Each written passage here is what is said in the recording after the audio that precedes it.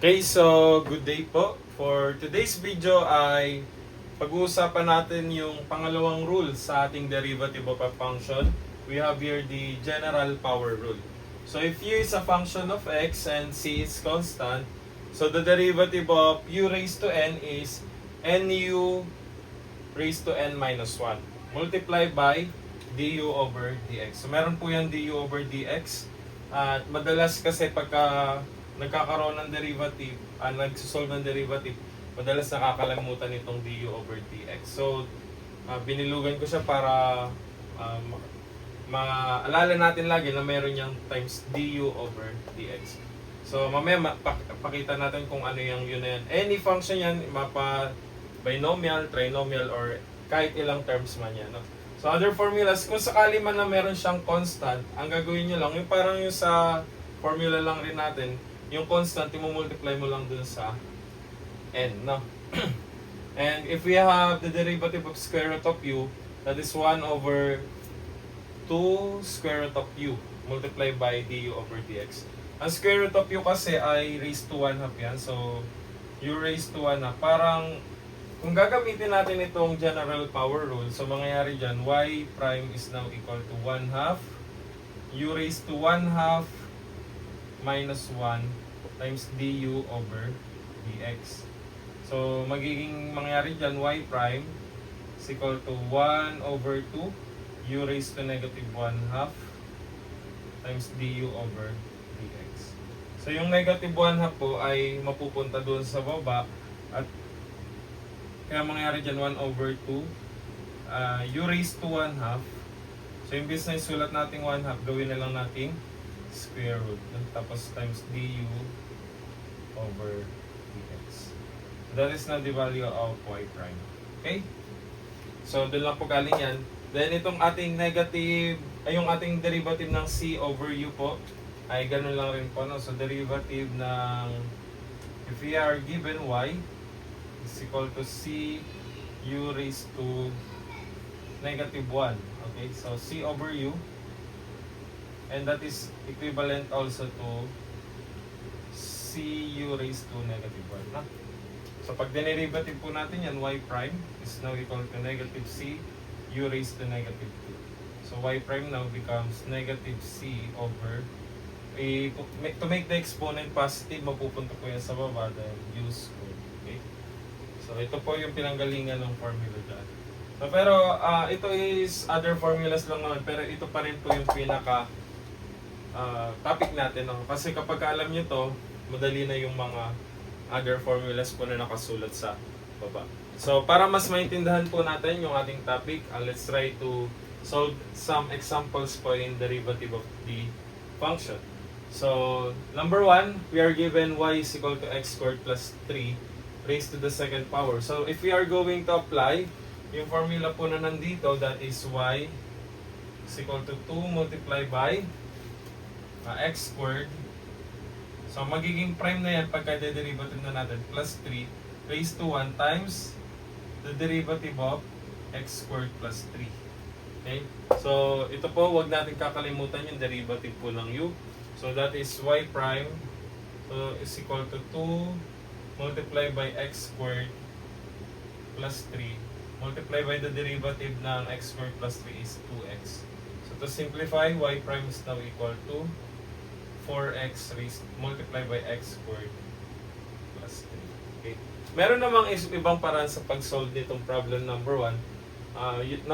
Pwede nating expand yung equation, yung problem number 1. So, this will give us, so other way is y is equal to x to the 4th plus twice of the first and second term, so 6x squared plus 9. So, pagka dinerivative na po natin yan, that becomes 4x cubed plus 6 times x squared becomes 12x.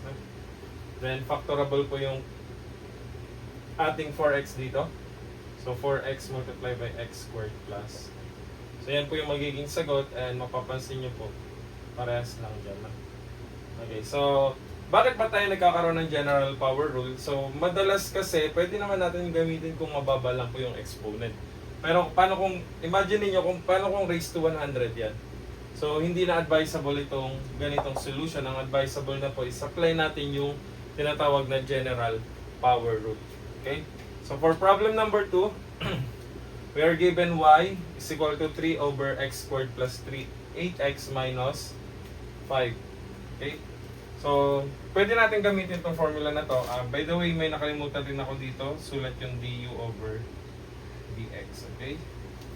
So, the derivative of c over u is just equal to negative c over u squared times du over dx. So, to solve this problem, pwede naman natin nang gamitin yung formula, no? So, y prime is equal to negative 3 over ito, kung gagamitin natin po yung formula, no? So, that is negative 3 negative constant over u squared.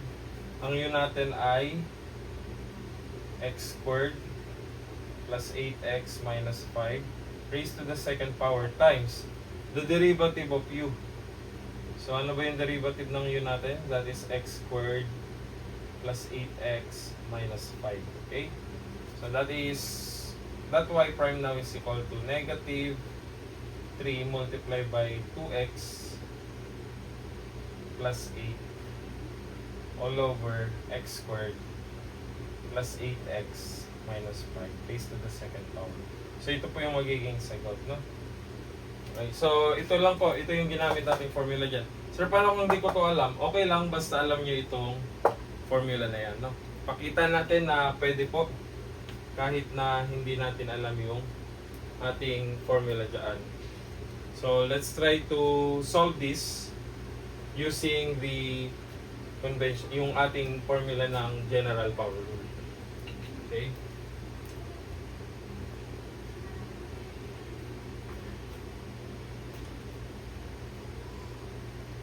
Okay, so let's try to solve this by applying the general power rule. So 3 multiplied by x squared plus 8x minus 5 raised to negative 1 po pag iaakit natin. So pagka negative 1 yan, so that becomes y prime. Ay sorry, hindi pa tayo nagde-derivative dito, so y pa rin po yan. So y prime becomes now 3 times negative 1 multiplied by x squared plus 8x minus 5 raised to negative 1 minus 1 tapos times the derivative po nung nasa inner part. Ilan po yung derivative nito? Hindi ko na ilalagay yung derivative na ganito, no? So, direkta na natin. What is the derivative of x squared? That is 2x. What is the derivative of 8x? That becomes 8. Okay, so by the way, the derivative of x with respect to x is just equal to 1. So, kung gusto nyong i-check rin yan, pwede rin po by if you have y, x raised to 1, derivative is 1x raised to 1 minus 1. So, magiging 0 yan, tapos magiging 1 lang rin po yung value. Okay? Then, to finalize the answer, that becomes y prime is equal to negative 3 multiplied by 2x plus 8 all over x squared plus 8x minus 5 raised to the negative 1 minus 1 raised to the second power. Mapupunta na po sa baba. Nilagay ko na siya sa baba kasi para yung negative 2 raised to negative 2 maging positive, ilalagay lang po natin sa baba. No? So, raised to the second power. So, or you can simply apply the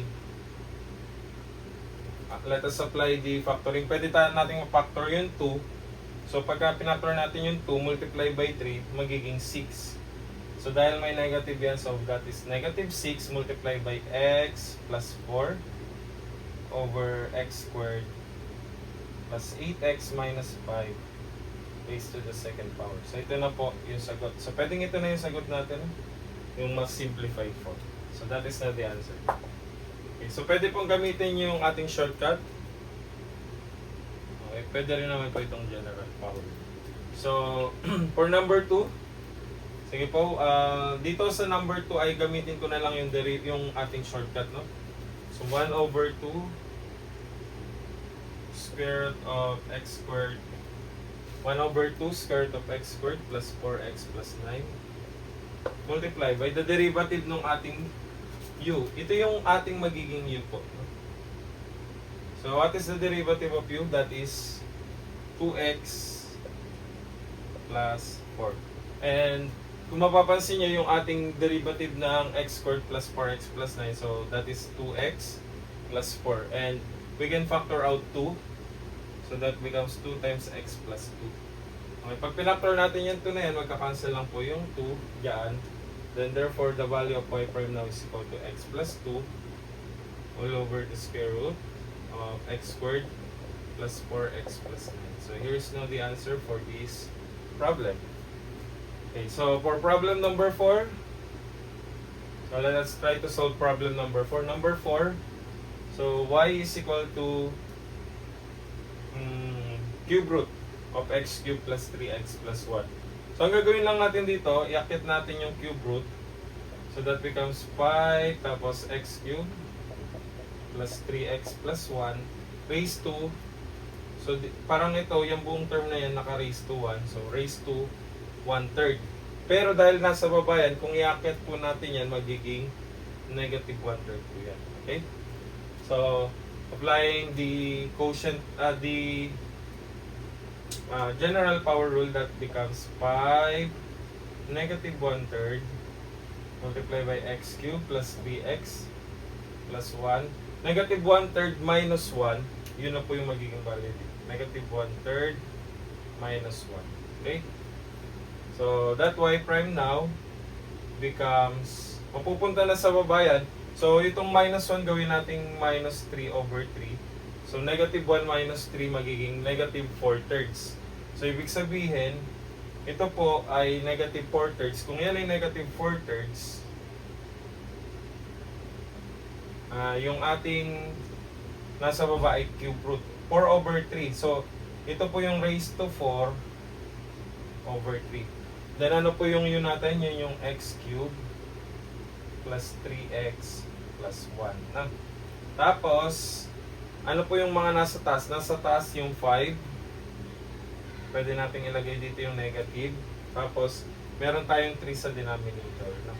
So, ito na po yung sagot for this problem.